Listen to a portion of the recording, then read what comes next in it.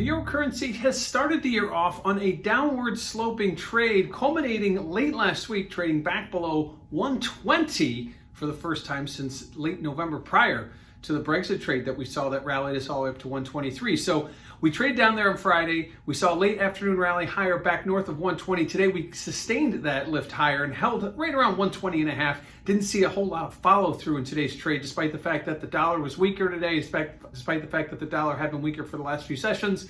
But what we did see was a modest uptick, and can that be sustainable at this point is very unclear. Looking over at the ECB, they stand ready to do whatever is necessary. They've been saying that for a long time, but now it becomes with these continued lockdowns, hiccups with vaccination distribution. They're concerned that their economy, which grew at only 0.7% in the fourth quarter of last year, will continue on that pace unless the U.S. can have some kind of a ripple effect on the rest of the world with their stimulus. The Europeans need to do something here, and the euro currency kind of reflecting that at this point, not seeing much of a rally despite the fact that the dollar is lower. And lastly, the positioning. We saw the biggest exit of longs last week prior to the sell-off and slash rally that we saw late last week and early this week, but taking the longs to their least longest since prior to Brexit. So again, it mirrors that trade, that chart that we're talking about with taking the price down to 120 and back up. We saw the longs getting out. It'll be interesting to see how they take it from here. 120 seems to be very much a line in the sand.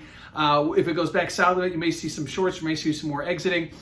We get a boost back higher, whether it be from the ECB, whether it be from U.S. stimulus, kind of propelling the world is another question, but certainly a lot of questions out there, and the euro currency kind of teetering right now in a very precarious level at that 120. So a big bounce off the lows, but we're not out of the woods yet. Euro currency still waiting for more help, whether it be the unrolling of lockdowns in the economies, whether it be more vaccines, or whether it be the U.S. stimulus package getting pushed through.